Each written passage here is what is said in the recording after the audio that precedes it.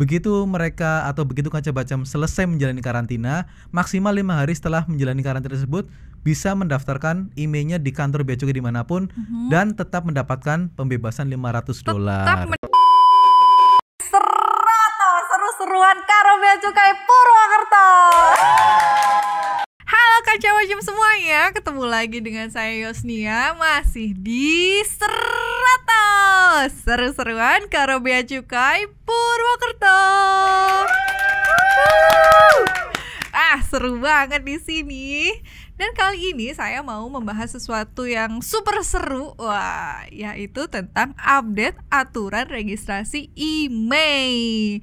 Buat Kanca Bacem yang belum tahu cara registrasi IMEI seperti apa, tonton dulu ya video yang ini, yang di pojok sini. Klik aja link yang ada di deskripsi video. Jadi tonton itu dulu, baru balik lagi ke sini karena video ini akan berisi tentang update aturannya. Untuk membahas itu, saya sudah mengajak teman saya, yaitu di sini ada siapa? Bapak Denta. Halo. Apa kabar Pak Denta? Alhamdulillah baik. Alhamdulillah. Gimana kabarnya? Baik lama juga. Sekali kayaknya nggak kelihatan ini ya. Iya nih kita lama nggak main ke studio lama podcast nggak nongol ya. di podcast karena ya udah banyak kesibukan lain ya yang kita harus sosialisasi secara offline. Jadi mohon maaf buat Kanca Bacem yang sudah menanti video podcast kita. Pede banget ya. Iya, tentunya sudah banyak perubahannya dalam 3 bulan ini. Oke, tapi nanti suatu saat kita ceritain ya. Sekarang ini dulu nih Pak Denta tentang aturan baru IMEI.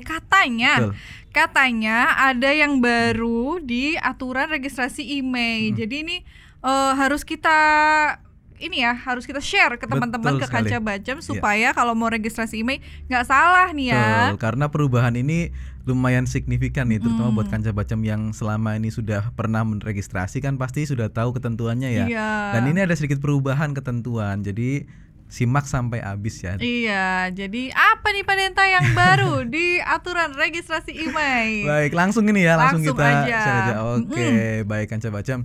Jadi Kanca Bacem di penghujung tahun 2021 ini Direktorat Jenderal Bea dan Cukai melalui Per nomor 13 tahun 2021 yang secara tepatnya tanggal 9 Desember 2021 mulai berlaku.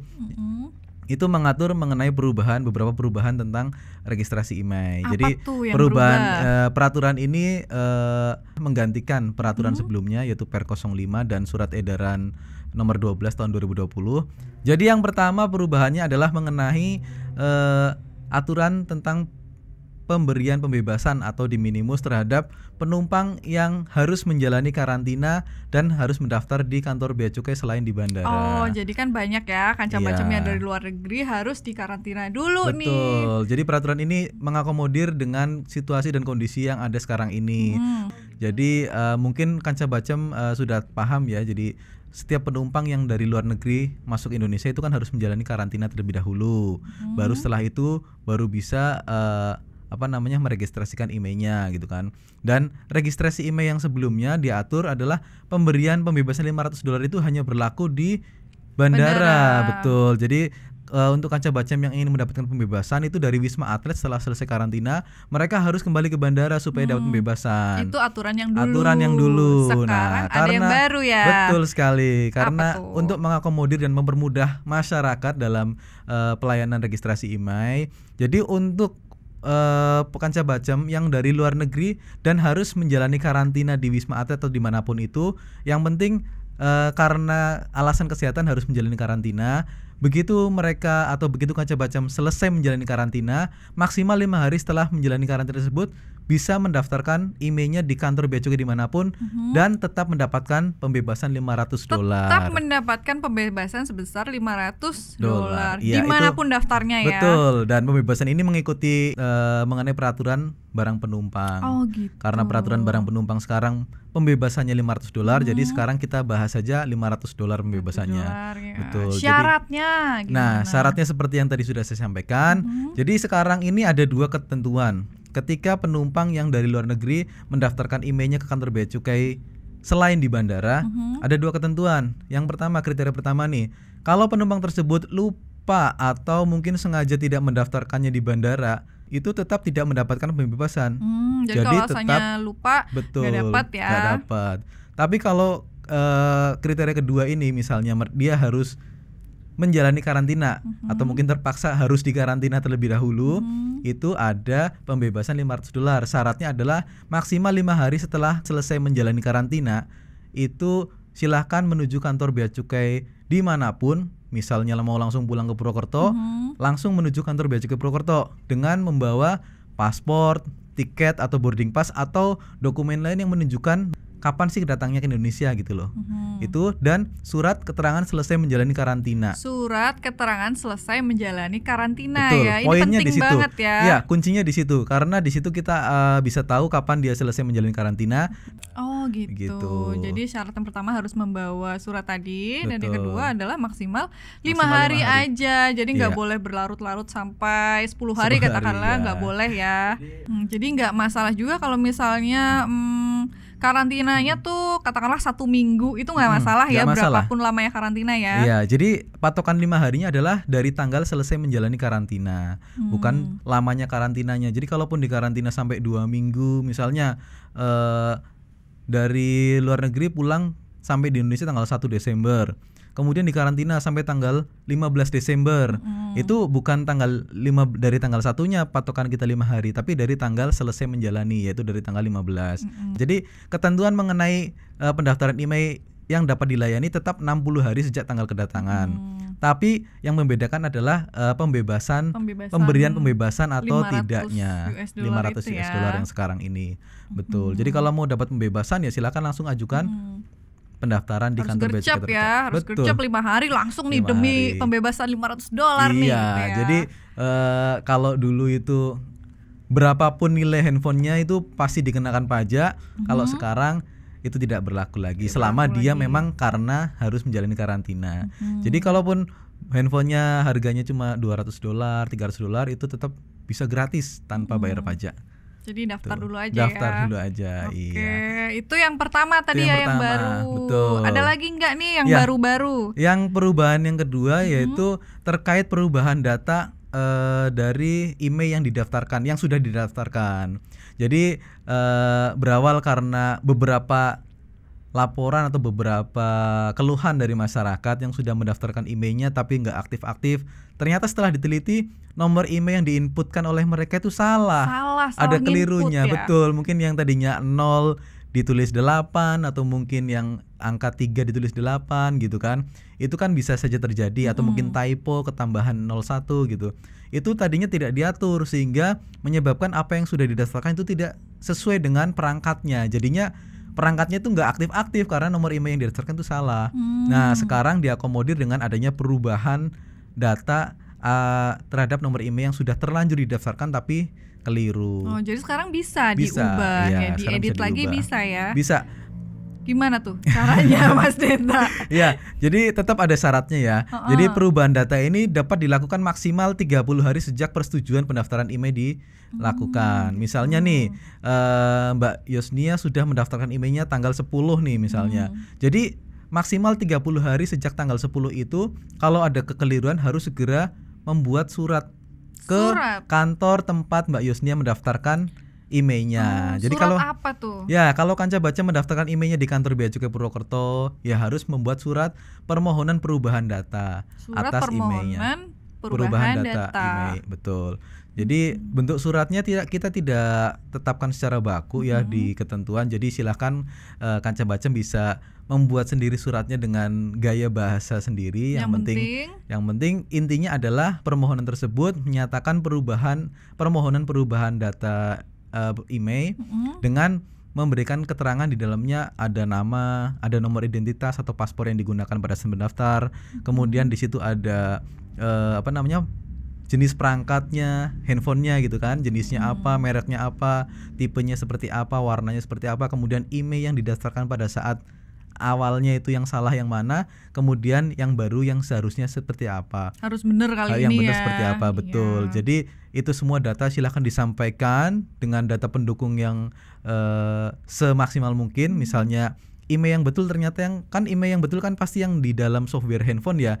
Jadi Kanca Baca bisa men-screenshot IMEI yang betul atau mungkin di kardusnya, Foto ya, di dari foto dari begitu, kardusnya. silahkan dikirimkan sebagai lampiran surat tersebut kepada kantor Bea Cukai yang tempat Kanca Baca mendaftarkan emailnya yang pertama kali. Jadi kembali lagi ke kantor pendaftaran Betul. dulu ya. Iya, jadi kalau boleh. mendaftarkannya di bandara ya harus permohonannya ke Bea Cukai yang ada di bandara, iya di gitu. Soekarno-Hatta. Jadi nggak boleh ini beda kantor Nggak ya. boleh karena otoritasnya masing-masing Oke, yang bisa mengedit. jadi kembali lagi ke kantor pendaftaran dulu. Iya, betul. Jadi itu dua tadi ya yang Ya, baru dari aturan registrasi dari peraturan nomor email. 13 tahun 2021. Oke, selain itu apa ada yang baru Ya. lagi nih? Kalau dari Per 13 itu cuma dua itu saja. dua itu. Betul. Tapi ada ketentuan terbaru terkait email, masih ada hubungannya dengan email. Jadi kita sebutkan saja ya. Kalau di video sebelumnya di yang ini nih yang terkait barang pindahan, kalau belum nonton tonton Diklik dulu di dulu sini. nih yang di pojok Ya. sini ya. Jadi pada saat itu kita sudah sempat bilang kalau barang pindahan tidak mengakomodir untuk registrasi email. Jadi kalau ada yang pindah dari luar negeri, misal selesai bekerja di sana, pindah ke Indonesia, itu handphonenya kita sarankan untuk dibawa melalui hand carry dan didaftarkan di bandara. Pada saat itu kita sarankan seperti itu. Karena memang belum Karena diakomodir, tidak ya. diakomodir, betul. Nah saat ini kita sudah mengakomodir kalau Kanca Bacem semua misal yang pindahan ternyata handphonenya mau ditaruh aja lah saya bersama dengan barang-barang pindahan supaya saya nggak ribet di bandara gitu kan, itu bisa diakomodir, tapi tetap ketentuannya masih sama, batasannya 2 handphone Oh gitu. per Jadi penumpang. jadi kalau misalnya Kanca Bacem ada yang tinggal di luar negeri terus mau pulang permanen pindah ke Indonesia, itu handphonenya ditulis aja ya di Ya. list barang iya, itu wajib, bawaannya ya. wajib. Jadi kan salah satu syarat untuk mendapatkan pembebasan barang pindahan adalah melampirkan daftar barang yang dibawa dari luar negeri ke Indonesia yang ditanda sahkan oleh konsulat jenderal yang ada di KBRI sana. Itu kalau misalnya ada handphone yang mau didaftarkan harus terdaftar di situ, ada handphone gitu. Tapi kalau mau hand carry juga nggak apa-apa Nggak ya. apa-apa. Ya, jadi kalau ada yang mungkin kelupaan nyempil handphonenya ada di barang pindahan, itu tetap bisa diakomodir dan ketentuannya masih mengikut kepada ketentuan mengenai barang pindahan gitu. Jadi disesuaikan. Kalau di hand carry berarti ketentuan pendaftaran email termasuk pembebasannya ngikut ke ketentuan peraturan barang penumpang gitu. Kalau barang pindahan berarti dia ngikut ke ketentuan barang pindahan gitu. Oke, lengkap banget ya tadi Ya. penjelasan tentang hal-hal baru terkait registrasi email. Betul. Jadi buat Kanca Bacem ini berita gembira harusnya ya. Iya, karena sangat mempermudah ya, terutama Iya. yang tadi tuh yang tentang Yang harus karantina, ya. betul. Sangat mempermudah tuh ada jangka waktu 5 harinya. 5 hari. Kalau dulu Kanca Bacem mungkin wah kenapa sih harus ke bandara, kenapa sih nggak bea cukainya aja yang di Wisma Atlet, kenapa sih nggak ini nggak itu gitu kan. Iya. Sekarang sudah ada kejelasan. Jadi tetap dapat pembebasan supaya perlakuannya adil gitu ya, karena memang mereka dikarantina kan bukan atas permintaan mereka sendiri, tapi Iya. karena kondisinya seperti Memang ini. keharusan ya. Betul. Oke, nah itu tadi kita udah jelasin hal-hal yang baru. Selain itu nih, Pak Denta, saya punya titipan pertanyaan dari Kanca Bacem semua yang ini ramai banget di kolom komen di video yang sebelumnya. Iya betul, udah ratusan ribu kali Ratusan ditonton ribu ya. kan, yang tanya juga udah ribuan. ribuan, betul. Jadi ini saya rangkum aja ya. Iya. Saya mau membacakan nih. Pertanyaan pertama, wah, dari Ibu Lilis di Kebumen. Kata Ibu Lilis gini, saya mau daftar email di www.beacukai.go.id seminggu sebelum keberangkatan boleh enggak? Oh, Bu Lilis ini oke, banget oke. ya. Semangat banget jadi Iya. sebelum pulang ke Indonesia pengen daftar dulu Iya, nih, dipersiapkan boleh itu nggak? berartinya ya. Ya, jadi untuk Bu Lilis dan Kanca Bacem semuanya yang punya kondisi seperti itu, Iya. itu dari kami tidak mempermasalahkan. Artinya pendaftaran tersebut boleh dilakukan sepanjang sudah memenuhi unsur-unsur yang diperlukan pada saat pendaftaran. Misalnya nih, ketika mendaftar kita butuh nomor identitas paspor, itu pasti sudah ada ya. Ya. Tapi juga butuh nomor penerbangan atau nomor pelayaran atau nomor pengangkut yang membawa dari luar negeri ke Indonesia, apakah itu darat, laut maupun udara, bisa semuanya. Selama itu sudah dipegang, artinya sudah punya pesawat apa yang akan dinaiki, berangkat tanggal berapa, tiba di Jakarta kira-kira tanggal berapa, itu silahkan diinput sudah bisa. Ya, jadi nggak masalah seminggu sebelumnya. Tapi harus dipastikan juga penerbangannya tidak cancel ya. Kalau batal penerbangan otomatis tanggal perkiraan datang dan nomor pesawat bisa saja berganti. Jadi mungkin lebih amannya 1 hari sebelum keberangkatan atau mungkin ketika di bandara keberangkatan silakan mendaftarkan sebelum take off gitu. Jadi yang penting memastikan data yang diinput itu udah fix Sudah gitu sesuai, ya. betul. Jadi nggak masalah berapa hari sebelumnya. Nggak masalah nih Bu Lilis. Nah, pertanyaan kedua, wah di pertanyaan kedua ini lumayan sering juga ditanyakan. Sebenarnya udah dijelaskan di video sebelumnya, tapi mungkin ada yang miss dikit. Pertanyaannya gini, kalau cuma main doang di Indonesia gimana nih Kak? Saya mau liburan doang di Indonesia, cuma 1 bulan aja. Daftarnya gimana? Katanya gitu. Iya, baik. Kalau untuk terkait seperti itu, mungkin perlakuannya hampir sama seperti perlakuan terhadap WNA yang temporary visit ya. Jadi cuma datang berkunjung sebentar. Dan mereka bisa diberikan perlakuan khusus. Jadi ada di ketentuan mengenai Kementerian Kominfo mengeluarkan ketentuan terhadap warga negara asing atau turis yang berkunjung sementara ke Indonesia bisa diberikan pembebasan bisa diberikan jaringan sementara. Oh gitu. Selama 90 hari. 90 hari. Iya, jadi kalau dapatnya waktu di mana kunjungnya tuh? jadi pendaftarannya langsung ke gerai operator masing-masing. Kalau misal di bandara bisa langsung mengunjungi konter-konter yang ada di sana, misal penyedia provider di Indonesia mau pakai yang merah, mau yang pakai yang kuning, mau pakai yang biru, itu silahkan langsung kunjungi ke konternya masing-masing. Oh, bisa mendapatkan Jaringan sementara selama maksimal 90 hari. Maksimal 90 hari. Ya, tapi itu untuk orang yang hanya sebentar aja ya di sementara. Indonesia ya. Dan tidak mau mendaftarkan emailnya begitu. Sebenarnya kalau mau daftar juga nggak apa-apa. Oh gitu. Tapi kalau mau cuma sebentar aja ya silahkan ke gerai komunikasi saja ya. Bisa. Ada pertanyaan berikutnya nih. Kak, gimana kalau saya mau belanja handphone, bawa 3 handphone boleh enggak katanya? Iya. Boleh nggak nih? Sebetulnya boleh saja ya. Begini, jadi sesuai dengan ketentuan peraturan dari Kementerian Perdagangan, batasan mengenai pembawaan perangkat seluler atau handphone yang diberikan kepada perorangan itu maksimal 2 unit. 2 aja. Betul. Tapi kalau mau beli 3 gimana tuh Kak?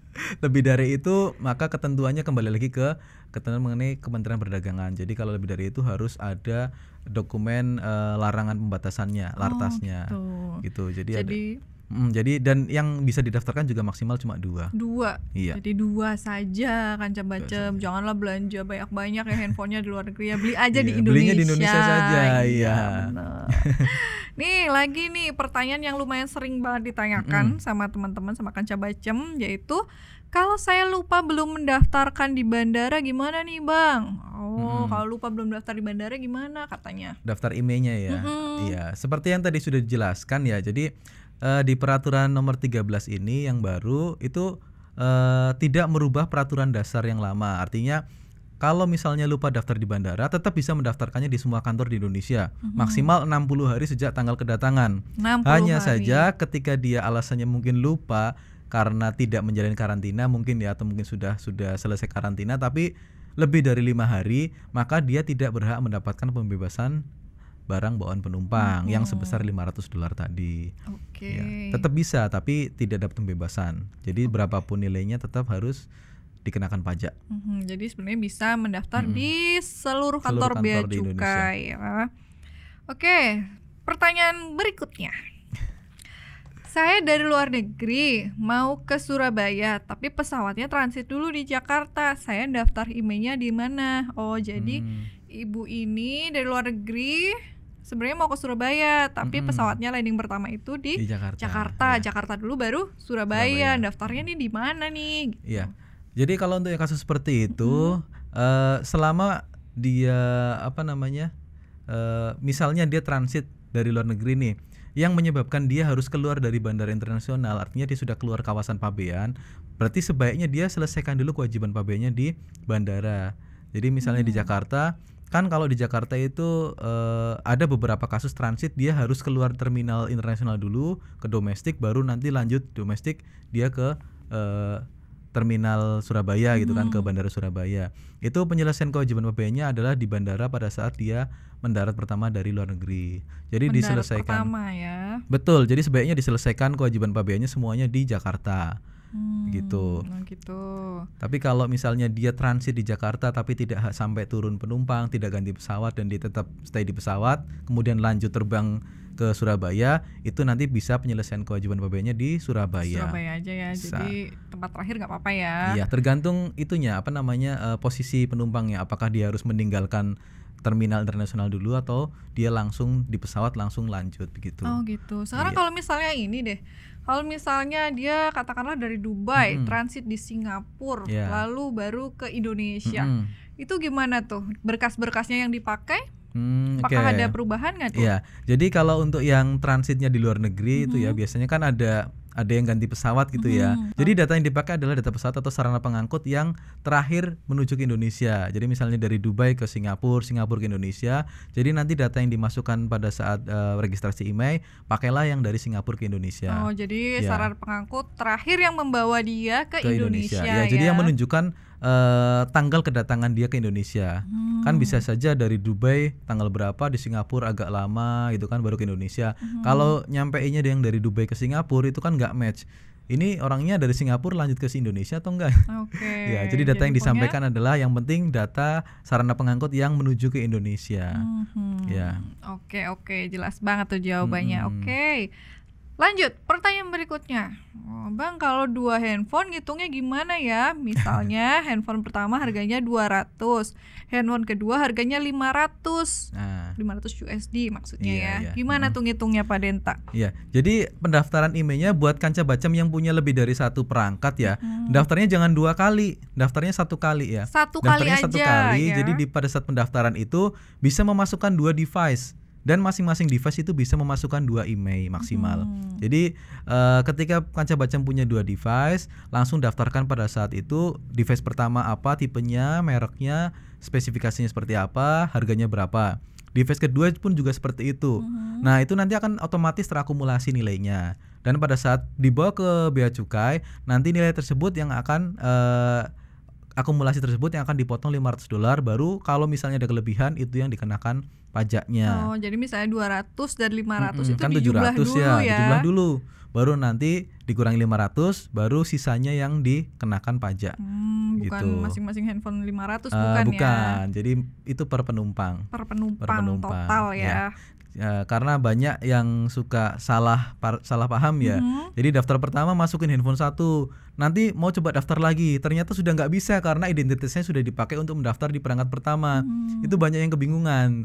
Nah, ini tips juga ya buat Kanca Bacem. Jadi pada saat pendaftaran itu 1 kali pendaftaran langsung mendaftarkan 2 perangkatnya kalau memang ada 2.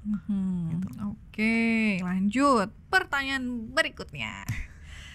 Bang, kalau sudah lebih dari 60 hari gimana nih handphone saya? Wah, gimana tuh kalau udah lebih dari 60 hari Iya, iya, tuh? iya. Itu mohon maaf kalau untuk yang kasus tersebut sesuai dengan ketentuan, karena peraturan kita itu hanya mengakomodir maksimal 60 hari sejak tanggal kedatangan untuk didaftarkan IMEI-nya. Lebih dari itu kita tidak bisa mengakomodir karena kewenangan pendaftaran IMEI bukan ada di kita. Kita cuma mendaftarkan untuk diteruskan ke Kementerian Komunikasi dan Informatika. Jadi tetap Kemenkominfo. maksimal Tetap maksimal 60 hari. 60 Kalau yang lebih dari hari. itu mohon maaf kita tidak bisa bantu mendaftarkan, jadi mungkin handphonenya dipakai buat wifi aja ya. Oh, iya. Jadi makanya nih Kanca Bacem gercep ya daftarin Iya. sebelum 60 Langsung hari. didaftarkan, betul. Walaupun mungkin pada saat datang itu kelihatannya masih punya sinyal gitu. Itu kalau statusnya belum terdaftar jangan terlena gitu. Oh, jangan nunggu mati dulu Iya, ya. jangan nunggu mati dulu karena kadang masih dianggap itu terdaftar sebagai jaringan sementara yang tadi maksimal 90 hari. Jangan sampai menunggu sampai 90 hari, setelah 90 hari jaringannya hilang baru dia bingung, ternyata terblokir dan sudah lebih dari 60 hari. Itu yang sering kejadian seperti itu. Oh gitu. Jadi tetap harus didaftarkan, gak usah nunggu mati Iya. ya, pokoknya sebelum 60 hari ya. Iya, jadi kalau memang dari awal sudah dicek IMEI-nya, IMEI tidak terdaftar, itu langsung didaftarkan saja. Langsung didaftarkan. Pertanyaan selanjutnya. Ini kayak kuis ya. Ini kayak main kuis nih. Salah. Nih pertanyaan selanjutnya, kalau beli handphone online gimana nih Kak? Wah, kalau beli handphone online gimana ini nih, Kak? pertanyaan sebenarnya kurang lengkap ya. Online-nya dari luar negeri atau dari dalam negeri? Harus gitu jelas ya. nih, dari mana Oke, nih? tapi kita jelaskan saja ya. Jadi kalau untuk dari luar negeri itu kan sama saja seperti kita impor ya, impor. Dan kalau dari luar negeri kan pasti penjualnya pasti akan mengirimkan menggunakan paket ya, nggak mungkin diantar sendiri gitu ya. Nggak mungkin penjual yang antar Nggak sendiri. mungkin, ya hand pasti carry kan diantar nggak menggunakan mungkin. paket. Jadi penyelesaian barangnya itu harus melalui barang kiriman. Ya, jadi di situ harus jelas tertera seperti kalau handphone berarti deskripsi barang kirimannya harus handphone Harus gitu. menyebutkan Harus handphone menyebut, gitu ya. betul, karena pasti nanti kalau sudah menyebut handphone nanti akan didaftarkan emailnya oleh pihak PT Pos atau perusahaan jasa titipan di kantor bea cukai tempat masuknya barang tersebut. Jadi yang mendaftarkan adalah perusahaan jasa titipan. Betul. Begitu Jadi penerima ya. itu menerima handphone dalam keadaan sudah terregistrasi emailnya. Gitu. Nah, kalau pembeliannya di domestik atau dalam negeri itu kan pembelian lokal ya. Itu tidak bisa mendaftarkan emailnya di bea cukai karena bea cukai hanya diberi kewenangan untuk meregistrasi email untuk perangkat yang dari luar negeri ke Indonesia. Wah, ini gitu. nyambung sama pertanyaan berikutnya nih. Kata dia, saya beli HP di Indonesia. Setelah saya pakai beberapa lama tiba-tiba handphonenya terblokir. Katanya emailnya belum terdaftar. Gimana nih Kak? Wah. Iya, nah itu. Gimana nih? Ini banyak seperti banget loh yang- kasus kayak gini yang lapor ke kantor bea cukai. Jadi mesti waspada ya kalau sekarang ini karena kita sudah melakukan penertiban ya terhadap email-email yang mungkin masuk secara ilegal ke Indonesia. Jadi harus waspada ketika membeli handphone di dalam negeri karena handphone yang beredar di dalam negeri yang tidak terdaftar emailnya dianggap barang black market. Oh gitu. Iya, dan itu tidak bisa diakomodir untuk didaftarkan emailnya melalui bea cukai karena kita hanya mendaftarkan perangkat yang secara resmi masuk Indonesia. Jadi gini, banyak yang lapor ke kita, katanya beli handphone BM black market, tapi fine aja nih. Setelah 3 bulan mati handphonenya, nggak bisa dipakai, nggak bisa mendapatkan sinyal dalam negeri itu. Mungkin tips dari kita ya kalau membeli handphone yang mungkin itu apakah bekas atau mungkin tulisannya garansi internasional gitu ya, harus dipastikan. Dan kalau perlu minta garansi kepada penjual atau mungkin perjanjian jual beli kepada penjual apakah handphone tersebut digaransi emailnya sudah terdaftar. Dan jangka waktunya usahakan lebih dari 90 hari. Oke, Iya, karena cari garansi yang lebih dari 90 hari iya, ya. betul. Karena kalau masih di bawah 90 hari itu masih belum bisa dipastikan. Bisa jadi penjualnya mengakali dengan mendaftarkan sementara jaringan ke gerai operator seluler. Tahu-tahu setelah 3 bulan, 90 hari 90 atau hari. mungkin kadang 60 hari, kadang 30 hari, handphonenya tahu-tahu sinyalnya hilang tuh. Nah, baru dia tanya sana sini dan baru tahu emailnya terblokir. terdaftar gitu Betul, ya. padahal pembeliannya di Indonesia itu tidak bisa didaftarkan. Oh gitu, jadi Iya. pokoknya sebelum kaca pinjam beli handphone, apalagi di tempat-tempat yang bukan resmi ya, betul. itu tanyakan dulu emailnya berapa nih, lalu cek aja di email.kemenperin.go.id. Pastikan bahwa emailnya sudah terdaftar. Betul. Kalau di situ belum terdaftar, mohon waspada ya, jangan Harus sampai nanti menyesal di kemudian hari. Betul. Jangan udah beli karena murah Iya, ya. Wah, biasanya handphone tergiur murah gitu ya. tergiur harga yang murah. Biasanya untuk misalnya anggap saja merek jeruk nih. Biar harga segitu bisa dapat yang seri terbaru itu jauh lebih murah dari harga resminya. Itu biasanya rawan handphone black market atau garansi internasional yang itu bisa saja tidak terregistrasi emailnya. Iya, awalnya fan-fan aja Betul, ya, awalnya dipakai bisa nangkap jaringan bisa, tapi setelah 90 hari tahu-tahu handphonenya tidak bisa nangkap jaringan. Iya. Tuh. Ya, pakai wifi deh ya. Aduh, Iya, sayang banget. betul. Jadi hati-hati ya Kanca Bacem. Lanjut, ada pertanyaan berikutnya. Wah, nih. Kak, saya beli HP di Indonesia, terus saya bawa ke luar negeri. Ketika saya pulang ke Indonesia, apakah perlu mendaftarkan handphonenya? Iya. Perlu nggak tuh Kak didaftarkan? Ini dari awal memang sering ditanyakan ya. Dan perlu diketahui kalau handphone yang diproduksi di Indonesia itu pasti sudah didaftarkan oleh pabrikannya ke Kementerian Perindustrian. Jadi untuk memastikannya silahkan cek saja emailnya ke email.kemenperin. Kalau email tersebut masih terdaftar artinya handphonenya aman emailnya. Tapi kalau tidak terdaftar, walaupun dulu bawa dari Indonesia, itu silakan didaftarkan ulang saja. Karena kita tidak tahu dulu bawa dari Indonesia itu status handphone tersebut apakah terdaftar emailnya atau tidak. Karena dulu kan tidak ada proses registrasi email-emailan ya. Kalau dulu semua handphone dari manapun bebas dipakai di Indonesia. Nah kalau sekarang kan sudah ditertibkan. Jadi harus dipastikan lagi di email.kemenperin.go.id. Silahkan cek email. Kalau tidak terdaftar, silahkan daftarkan saja di Bea Cukai. Betul, ya. Karena kalau nilainya di bawah $500 gratis kok. Jatuhnya jadi nggak bayar Iya, ya, karena nggak ada bayar. pembebasan tadi ya. Betul, dan tidak susah gitu loh. Simple. Oke nih, pertanyaan terakhir nih. Kak, aku udah daftar nih, udah bayar bea masuk dan pajaknya, tapi kok nggak nyala-nyala ya handphonenya? Wah, kenapa nih, kasihan amat nih nggak nyala. Iya. Nah, itu ada beberapa faktor sebenarnya. Yang pertama yang kembali ke tadi, cek dulu emailnya. Email yang diinputkan untuk didaftarkan itu betul nggak? Sudah betul apa belum? Dicocokkan dengan datanya? handphonenya. Ya, soalnya kalau keliru itu pasti nggak akan nyala sampai kapanpun itu jaringannya gitu. Nah, kalau sudah betul, yang kedua silahkan lakukan restart perangkat setelah melakukan registrasi. Entah itu bayar atau tidak. Ya? Kalau misalnya yang bayar berarti setelah melakukan pembayaran. Silahkan lakukan restart perangkatnya. Itu biasanya bisa langsung terima jaringan. Tuh. Tapi ada juga faktor yang ketiga nih. Handphonenya bermasalah nggak nih? Ternyata handphonenya. Iya, kalau handphonenya yang rusak. bermasalah itu di luar kendali kita ya. Artinya mungkin status email sudah terdaftar tapi tetap tidak bisa menerima jaringan. Itu juga bisa terjadi. Oh gitu. Jadi harus dipastikan minimal 2 yang pertama. Kalau sudah masuk ke faktor teknis itu silahkan dibawa ke service center. Iya. Wah, udah lengkap banget nih jawaban-jawaban dari pertanyaan-pertanyaan yang paling banyak ditanyakan oleh Kanca Bacem, terutama di video kita yang kemarin tuh yang ramai banget.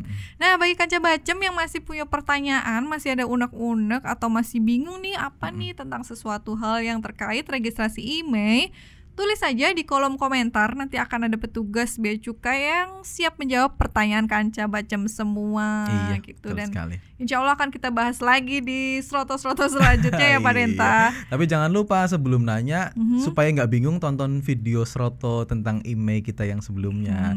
Jadi berlanjut ya. Jadi yang lama itu teknis pendaftarannya, nanti perubahannya ada di sini di video ini. Iya betul. Nah, kayaknya itu dulu deh Pak Denta tentang penjelasan registrasi email ya. Ya, mudah-mudahan lengkap semuanya dan jelas ya. Iya, mudah-mudahan jelas, dan jangan lupa yang belum subscribe channel kita. Betul sekali, karena kita akan selalu update ketentuan terbaru mengenai kepabeanan cukai.